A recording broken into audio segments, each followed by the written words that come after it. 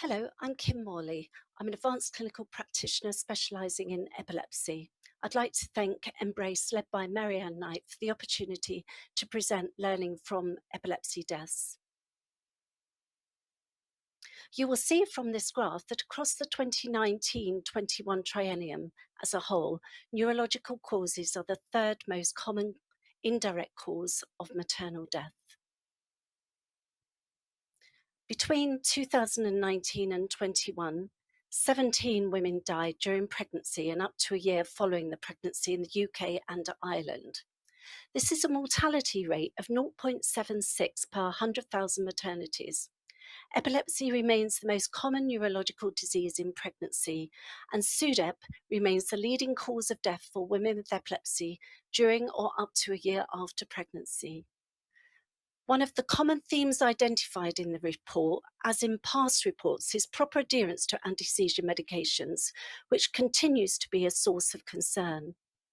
Assessors also noted significant gaps in the pathways of care in a number of women. This was likely exacerbated by the COVID-19 pandemic. In many instances, women had no negligible input from neurology, epilepsy services, or access to those services was delayed. This was especially true for women with multiple adversities or complex comorbidities. This multiparous woman with epilepsy presented with increasing seizures at 4 weeks gestation. She had a history of intermittent focal and bilateral tonic-clonic seizures. She was already taking a high dose of lamotrigine. Therefore, following a discussion with a neurologist, levetiracetam was prescribed as adjunctive therapy. The woman subsequently reduced the dose due to lack of tolerance. Following booking for the pregnancy, no referral was made to the obstetric clinic. In the late first trimester, the woman attended an epilepsy nurse-led clinic where the associate specialist joined her, and the medication was increased. When she reported ongoing seizures in the antenatal clinic, she was advised to contact her epilepsy specialist nurse. There was no direct contact between the neurology and epilepsy services. Despite the escalating dosages of her medicines, her seizures continued, and she experienced a SUDEP in the third trimester. At post-mortem, lamotrigine serum levels were low, and levetiracetam was not detected. The assessors found that despite being prescribed substantial doses of anti-seizure medicines, there appeared to have been no adherence conversations documented or anti-seizure serum levels taken, which can help identify if a woman is adhering to her prescribed regime. It is vital to explore a woman's adherence concerns and behaviours. Of note, 16 of the 17 deaths we have reported in women with epilepsy were either prescribed levetiracetam or lamotrigine in poly or monotherapy. So new for this report, we are recommending the development of training resources concerning shared decision-making and counselling regarding pregnancy and breastfeeding and medication use. This should include specific information on the benefits and risks of different medications and the potential consequence of non-adherence. As part of the Pregnancy Prevent programme, many of us have helped produce a decision aid for valproate prescribing, but this type of aid now needs to be adapted for all anti-seizure medicines.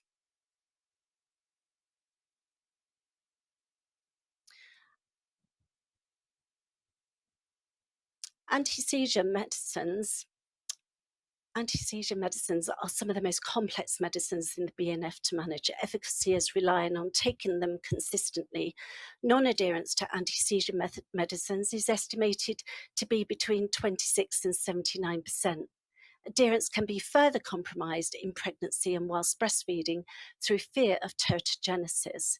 Missed doses, deprescribing, or inadequate doses or medicine regimes can lead to uncontrolled seizures.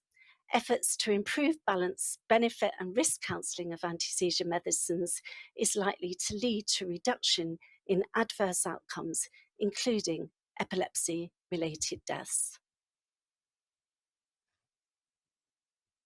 You will see I have highlighted in red 8 risk factors for this case of a young multiparous woman with juvenile myoclonic epilepsy. The pregnancy was unplanned, therefore she was less likely to have had pre-pregnancy counselling and epilepsy treatment assessment. For 6 years, she had experienced nocturnal tonic-clonic seizures arising from sleep, significantly increasing the risk of SUDEP. For 3 years before the pregnancy, she had taken no anti-seizure medicines. Therefore, her seizures were less likely to be controlled. At booking, the lack of identification that she had epilepsy kept her on a low-risk pathway without referrals to maternity obstetric medicine and neurology. At 18 weeks gestation, she experienced a nocturnal seizure. However, there was no medicine discussion and no discussion about safety measures until after a second seizure occurred at 35-36 weeks. Neurology advised levetiracetam, 500 milligrams twice daily, and SUDEP was discussed. But there was no plan in place for specialist neurology or epilepsy services or medication review. She sadly died from SUDEP a few days postnatal. At post-mortem, levetiracetam serum levels were determined to be subtherapeutic. We concluded there were multiple missed opportunities to discuss and provide individualized care to this young woman. When she was eventually started on an anti-seizure medicine, there was no inquiry as to her previous tolerance to this. She had previously ceased levetiracetam due to an increase in seizures in pediatric services. Clinicians are becoming increasingly concerned about women with a generalized epilepsy like juvenile myoclonic epilepsy due to the MHRA restrictions in prescribing valproate. Alternatives such as levetiracetam and lamotrigine do not always provide the same level of seizure control. Therefore, there should be expert clinical supervision with cases like this throughout the pregnancy continuum. In this inquiry, the assessors often found that women with epilepsy had not received a timely review. Designated care teams do not necessarily need to be in the same room, but we recommend prompt, fluid methods of communication with the neurology and epilepsy team to prevent no professional taking responsibility for the woman's epilepsy care provision. Women themselves should not be expected to take the responsibility of communicating between the multidisciplinary team. NICE have succinctly covered this in these recommendations published in 2022. 11 out of 17 women died after the end of pregnancy, 2 within 6 weeks postnatally, and 9 between 6 weeks and a year.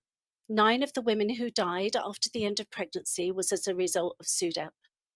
The postnatal year is invariably associated with sleep disturbance or deprivation. This can be a major trigger for seizures. In addition to ensuring the woman's epilepsy and neurology care team are aware when she has delivered, we continue to endorse the RCOG recommendation that safety advice needs to be integrated into antenatal discussions with the mother and often her family too, ensuring risk assessments and avoidance strategies are in place to reduce morbidity and mortality if seizures were to recur. As discussed in the 2020 report, women need to be able to access their designated epilepsy care team within a maximum of 2 weeks, assisted by the maternal medicine network. However, if there are red flags like the reporting of nocturnal seizures, the woman needs an urgent referral to the epilepsy service or an obstetric physician. As recommended in 2017, discontinuance of anti-seizure medicines without specialist advice should be treated as a medical emergency. I have highlighted it in red because it's a red flag. Urgent attempts should be made by all clinicians involved in the woman's pathway of care to immediately access an appropriately trained professional, for example, a neurologist or epilepsy specialist nurse midwife, to review the medication and prescribe anti-seizure medicine if appropriate. Providing medicines assessment and information and advice pre-pregnancy helps avoid this medical emergency. This sadly is another woman with JME. Seizure control was obtained on a complex medicines regime of 3 anti-seizure medicines, which included phenobarbital. Her epilepsy care with a neurologist had lapsed, but she did seek pre-pregnancy counselling, and the GP referred her to a combined epilepsy clinic. However, as the neurologist was not available, his advice was sought by phone and follow-up arranged 4 months later, but she was already pregnant. She was advised about the risks of polypharmacy and her serum levels were checked. Whilst waiting for the results, the woman suddenly stopped phenobarbital. This followed the conversation as to whether any of her medicines could be reduced. The cessation of phenobarbital likely provoked a delayed withdrawal seizure due to its long half-life. Also, its withdrawal would have affected the serum levels of other medicines, as it is a major enzyme inducer. As clinicians, we need to be extremely mindful of our narrative when counselling about the effects of anti-seizure medicines in pregnancy. This woman had already passed embryology, therefore reduction in her dosage at that stage would not have reduced the risk of most major congenital malformations. We need to talk about SUDEP as highlighted in the 2020 report. SUDEP awareness, risk assessment and minimisation should be embedded into pathways of epilepsy care before and during and after pregnancy. A recent analysis of data from the Epilepsy Self-Monitor Risk Assessment app, EPSMON, found that women of childbearing age had a low baseline awareness of the risk of SUDEP. It is imperative to consider assessment of multiple risk factors for SUDEP, including drugs and alcohol, as frequently identified in this inquiry.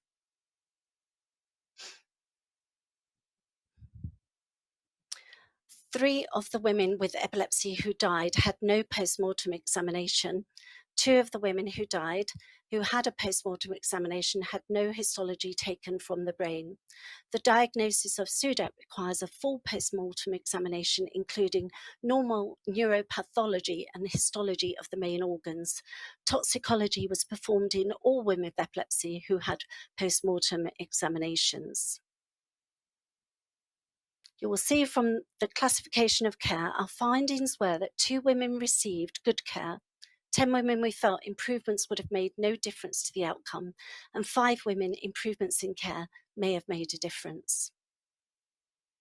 In conclusion, you can see the themes from this report are mainly unchanged from the 2020 report, and the take-home messages remain: improvement is required in medicines management, SUDEP awareness, and risk assessment and management. Thank you very much.